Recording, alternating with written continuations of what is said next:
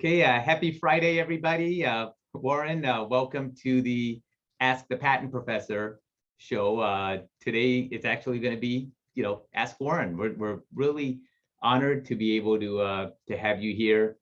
I see a lot of participants. We've had close to 100 participants that registered, and the most of the viewership, of course, is afterwards because this is going to be recorded and put on our private Facebook group. So I have, as the moderator, I have Gabby. She'll be answering any questions that any of you have. And let me start by just saying what an honor it is to have you here. For those of you that are attending and not familiar with Warren, he for many years has overseen the Open Innovation Products Program for a lot of industry-leading companies, including Lifetime Brands. And you may be more familiar with Farberware, KitchenAid, and 40 other brands. Tektronix Industries, their power tool group, for example, you might Ryobi. We've all seen their drills and other hardware type tools. Rigid, Hart Tools, and other brands. And then Merchant Media in the direct response television category, Smart Spin, True Touch, and other brands. So he has initiated over 100 new consumer product licensing agreements, and they've collectively generated over $1 billion in retail sales. So Warren's a well-known advocate for inventor rights. For 12 years, he's been the president of the United Inventors Association and on their board of directors. He's also a member of the National Pro Bono Patent Commission and the United States Patent and Trademark Office's National Council for Expanding American Innovation. So it's an honor to have you here.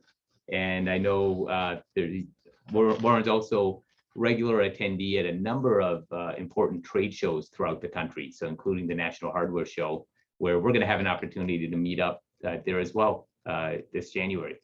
So with that, I want to start with a little bit of background for those who aren't familiar. A lot of companies, as some inventors are finding out, they don't want to hear from inventors.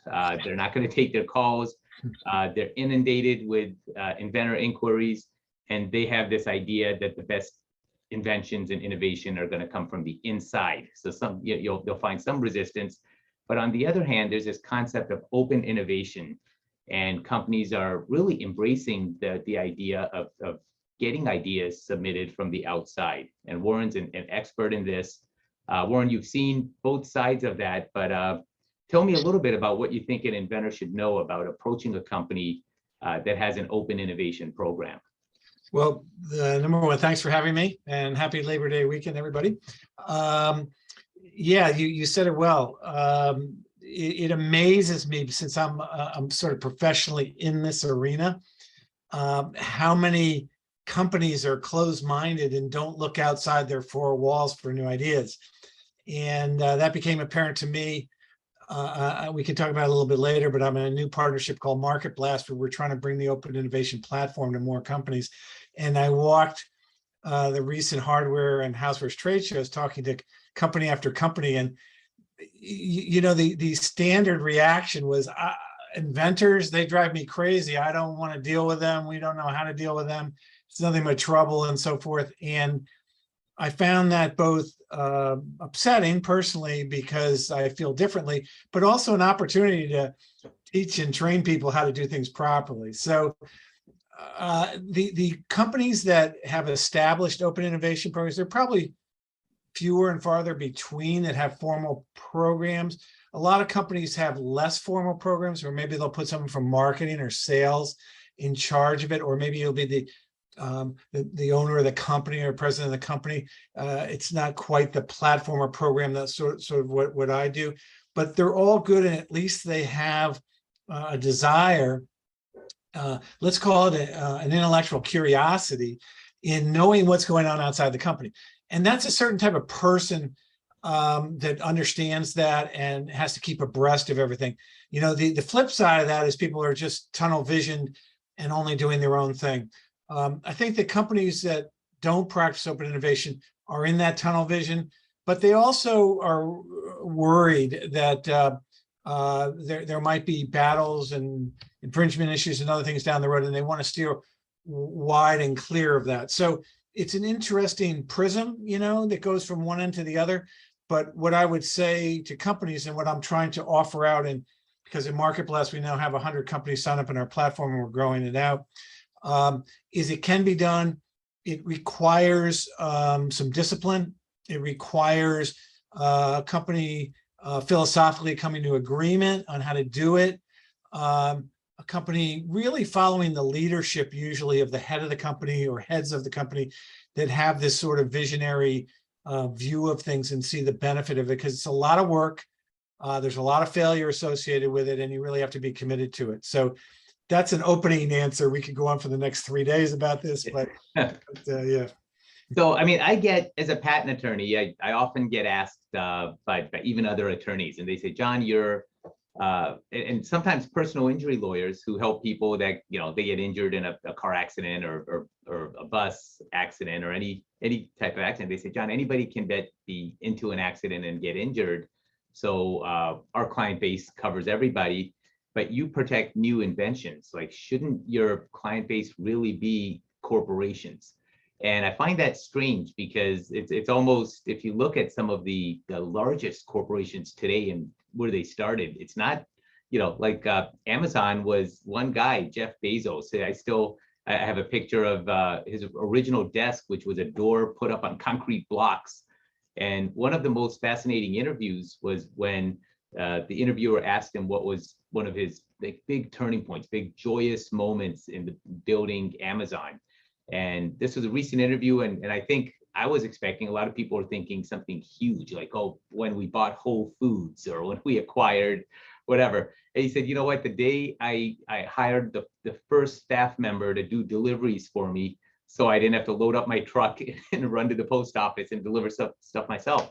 And that's just one example, but Mark Zuckerberg, Michael Dell, like the list goes on. Oh, real quick, I talk about a book. I don't know if you're familiar with it, Escaping the Gray, a book I've written for inventors on launching their idea full throttle. And Gabby, if you want, in the chat, if you want to put your Crystal's email address, anybody that wants a copy of this, certainly if they shoot an email to my assistant Crystal, we'll send that out. But I think a lot of this is really familiar with you, because some of your product ideas you've hit it out of the park. A lot of them. A couple I want to talk about is that our viewers most likely have heard of, where you have teamed up with inventors to bring their product to market. One's the Misto Gourmet Olive Oil Sprayer, and it sold over. I always keep one right next to me. Yep, sold over 5 million to date. And then the Smart Spin, I don't know if you have that available, but that sold 10 million units so far. Tell us about, how did these inventors find you, or did you actually walk trade show floors and find them? How did this come about? Well, we're probably over 20 million Mistos now. Oh. but good question. But just, hey, doubling back before I answer the question, I work on both the company and the inventor side. And like I'm sure you do, but you probably work a little bit more with inventors because they may be paying the bill. But it is two different cultures. And translating those two cultures is what's really critical in the space that I'm in. So yeah, as far as how I got started, I graduated from college a few years ago, celebrating a birthday tomorrow. So it's gone quickly, I'm telling you. But I started, yeah, fellow Virgo, there you go. Yep. I'm the 26th, so. Oh, nice. Well, we certainly have our ways, don't we? But I went to work for a store, because you have a background in New York, called Abraham and Strauss. I don't know if you remember it, but yeah, we were Brooklyn based. So I worked on Fulton Street in Brooklyn, and I became a buyer there. I worked there for 6 or 7 years, and I was a buyer. I came up through the housewares ranks. So that gave me sort of the background to get back out to Connecticut, start my own stores, the Complete Kitchen, the Good Food Store. And I had a cooking school. I had a number of locations, and I had about 65 employees, and we were into upscale products. I launched many new products in my store. The Nespresso coffee system, I sold the first 500 machines in America before anyone had heard of them, only because the head of Nespresso came over from Nestle's and moved to Greenwich, and I had a store in Greenwich, Connecticut. So, we were just in the right place at the right time, which is probably the generic answer to your question. But I launched many, many other products. So one day an inventor came into my store in the fall of 1997, and his name was Tom Risch, and he had invented Misto, and Misto is an olive oil sprayer. He was showing it to people, mostly men who didn't cook, who didn't understand the product at all, and he was getting a lot of rejections for it. And he showed it to me, and I said, that's the greatest thing I've ever seen, because we had talked a lot about it in our cooking schools, the ability to spray oil.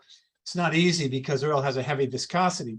So it takes you can't just spray it like you spray water. So there wasn't really a device that could do that. And the only thing that was on the market was PAM.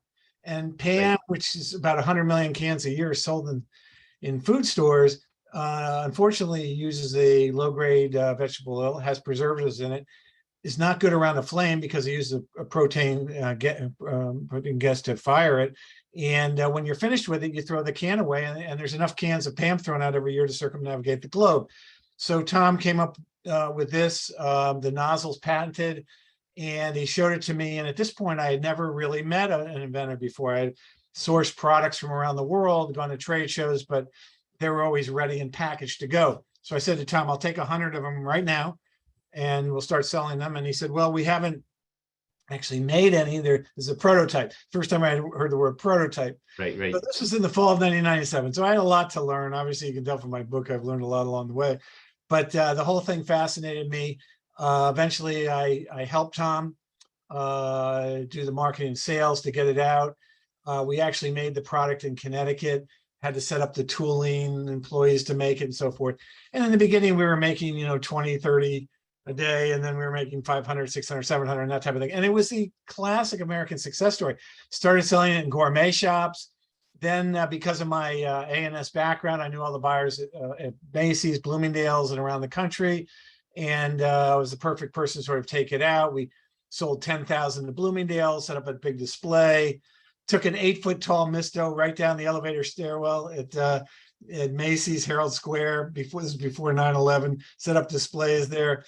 And we sold 1.2 million Mistos the first year, made millions of dollars. And it was like, I was just, to me, it was like the most amazing thing that ever happened. So I got a little taste of the American dream. And at the end of the day, it was Tom's company.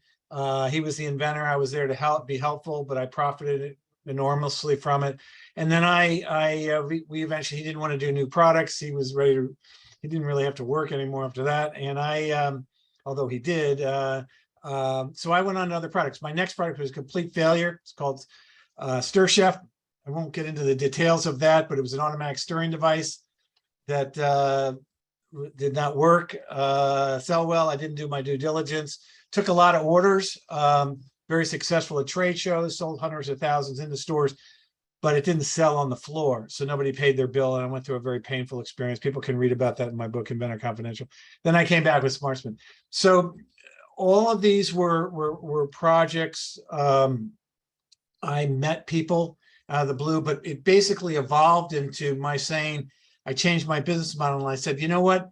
Rather than chase down inventors, split money with them, take money from them, I could see already in my research that inventors were getting taken advantage of by people around the country, even though not by me. I had actually supplied value, didn't take a dime till we made money. But I was seeing more and more this sort of platform out there where basically a lot of what I call marketers, you can call them BS artists, whatever you want to call them. They're out charging inventors and telling them the path to gold mines and all this other nonsense. And I realized that this is a tough industry and hard. And I realized that if I wasn't going to take money from inventors, where was I going to go? And that ended up being companies. And I ended up from my A&S days knowing a lot of the principles of a company called Lifetime Brands, which was a publicly traded company on NASDAQ under Elcut. 2,000 employees and $1 billion in sales and so forth, 45 brands. We worked out this program to do an open innovation program. So that was my launch into that. They paid me. I started doing other companies. So I was able to have the bully pulpit and speaking honestly to people without having to worry about cash flow. Because when you have to worry about cash flow and doing sales in our business, where there's so much failure, then you end up telling whatever story is necessary to get people to send their money in.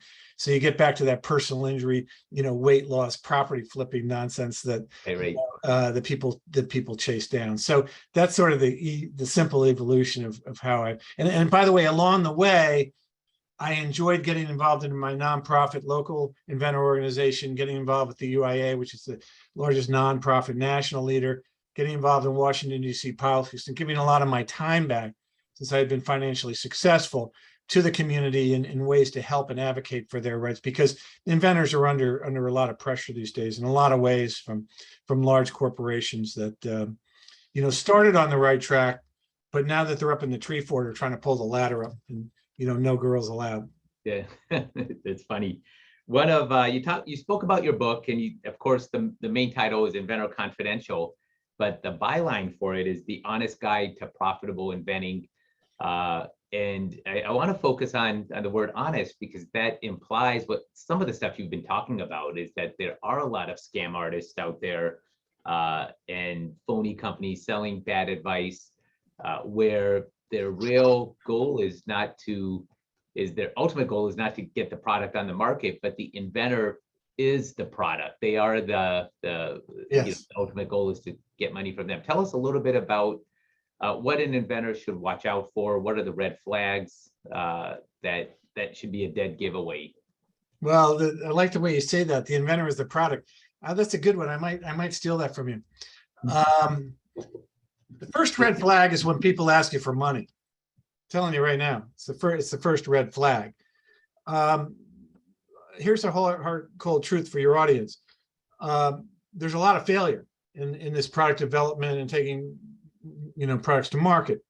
And now the question is, how much are you going to lose on the losers? We all, of course, I've had Misto and Smart Spin, and I've had 10 other products that have sold in a million units. I've also, in all my travails of licensing things, have many dozens of products that didn't make a dime.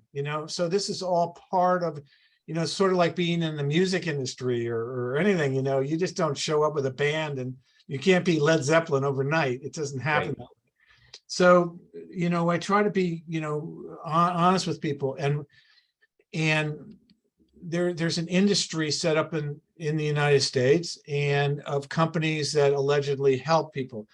They go under different names. Some of them are considered invention submission companies, and there's been a lot of talk about that, and they're identifiable. I will say this about the inventor submission companies: a lot of them, I'm not advocating for them, but I'm just saying a lot of them put their success numbers, right on their website. So when under 1% of them, or a fraction of 1%, make more money back than they spend with them, you can see that and you can make a decision. That means that over 99% of people are putting money into it and not making any money back. The more subtle ones that aren't as obvious that are these coaches, inventor coaches, and inventor coach, companies, and people who set themselves up as being gurus, and basically they're out, either books, associated articles, and all types of stuff, preaching, gold mines and all this. And when you really pine down their numbers, there's no gold mines. One of them has coached like 10, 15,000 people, and he brags about 200 licensing deals out of what, 15,000? Do the math, okay? And by the way, of those 200, none of them made any money.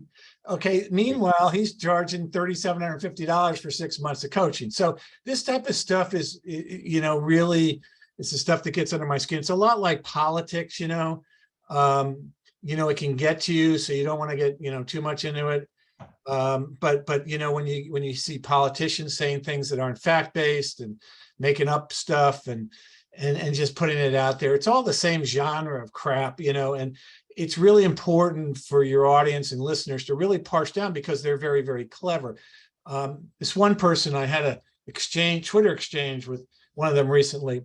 He had a product that he claims was his biggest success story of all time. I know for a fact, because I know the inventor, that the product didn't have any commercial success at market, and so I called him out on it, and his answer to me was, I had hoped that it would have sold hundreds of millions of units. I had hoped, yeah, you hoped, but it didn't. Okay, so you have to really parse these clever, these very clever. They put all their money, they put 99% of their money into marketing to make it sound like it's easy, because inventors are oftentimes naive. They're looking for someone to help them, and before you know it, you sign up and you think it's not a big deal, and so forth. The question is, where are the results? The red flag is if they charge money, ask them, what are your success numbers? What percentage? How can paying you money help me in what I'm doing? And I write in my book, look, if you're going to bake a pie just to give it away, good, go do your thing. I'm not going to bother you. But if you want to make money or make back more than your pie than it costs you to make it, then you really got to look at these things very carefully, because there's people out there that will I don't want to say take advantage, because they're all adults and you've got to do your homework. By the way, let me just add this, because it's thanks for the therapy. They'll say, well, other people charge inventors like attorneys to do patent filings or prototypers. Yeah, but attorneys are providing a service, a specific service, that there's legal and ethical issues involved with charging, and they're not going to work on the back end. And in the case of prototypes, with goods. So if you're charging for a good and service that has value, or you can identify it, that's a lot different than the air these people are breathing. Okay, so you can see I'm a little passionate about it. I don't want to get too wound up, but read my book and you'll see. And when I use the words honest and profitable, what I'm saying is profitable. I'm saying be very careful, because you can become unprofitable really quickly. And the question is how much you're going to lose, because I've been down that path with Stir Chef. I lost a lot of money. I won't say, but it was close to 7 figures. Okay, so I've been down that path. Now, fortunately, I earned it. Then I was able to blow it, and then I earned it back again. But I will just say that it was the most painful experience of my life in many ways. Put my family, my home at risk, and a lot of things that inventors do. And I will say at the end of the day that it probably gave me the platform to do a lot of things I do today, because if I hadn't been through that experience, I probably wouldn't be as passionate about it. But just keep your head on a swivel, be aware of it. Profitable comes in how much risk you're willing to take. And the honest part is parsing through all these this marketing BS to get to what's really right and good for you. Don't take shortcuts, do the hard work and do it yourself. Yeah, I guess I could say you're holding back. Tell us what you really think. But I have to say, Warren, you may need some. I didn't mean for this interview to. You might need therapy after this, because there's a lot of painful memories of of some of the failures from the past. But also, you've seen your fair share of inventors get taken advantage of, and you're really kind when you say a lot of these companies are upfront and telling their success percentages, but they're not doing it out of the goodness of their heart. They're actually required by law. The Inventors Protection Act now requires them to give their statistics so that inventors know. Before. You're right about that. It's the Inventor Protection Act in 1999, and they people mistakenly refer to that as like inventor submission. It doesn't say that. It says invention industry marketers. Okay, is the terminology it uses. But what happens is the more traditional submission companies do tend to abide by that, because they have legal teams and so forth, and it is but the law. You're right.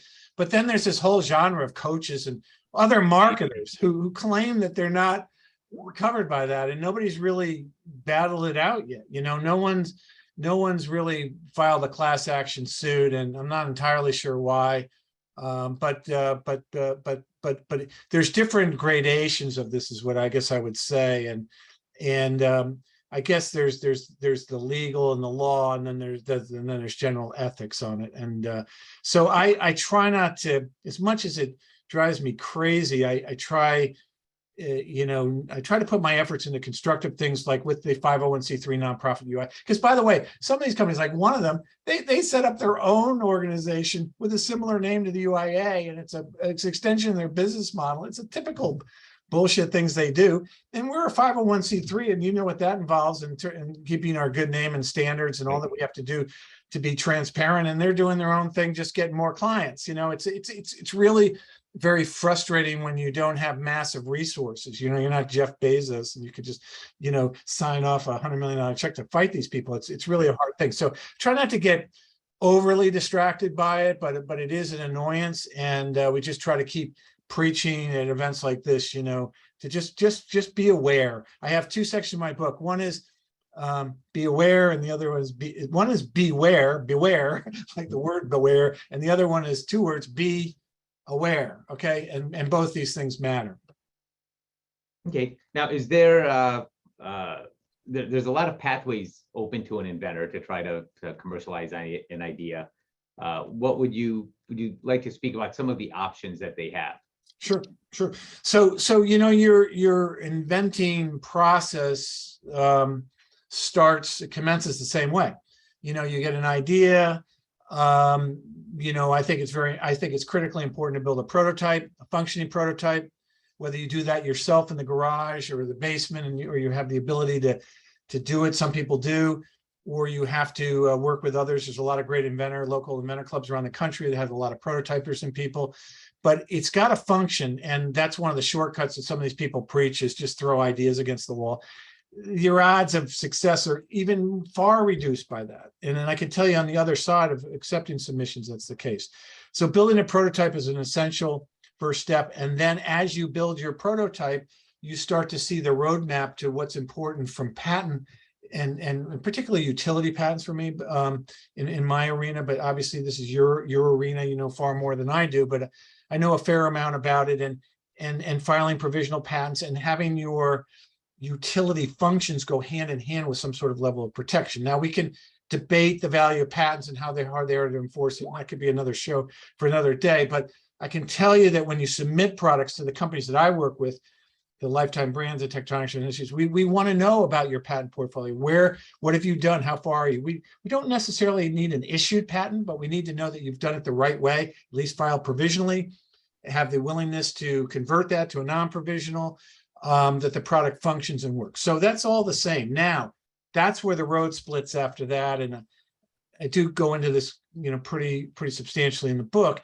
You have your choice of, do I want to go to market myself, like we did with Misto, made them here in Connecticut, set up our own sales force, manufacture the goods ourselves, ship them in if it's overseas, land bridge them across the country, fulfillment centers, sell them through retailers, blah, blah, blah, collections, money, cash flow.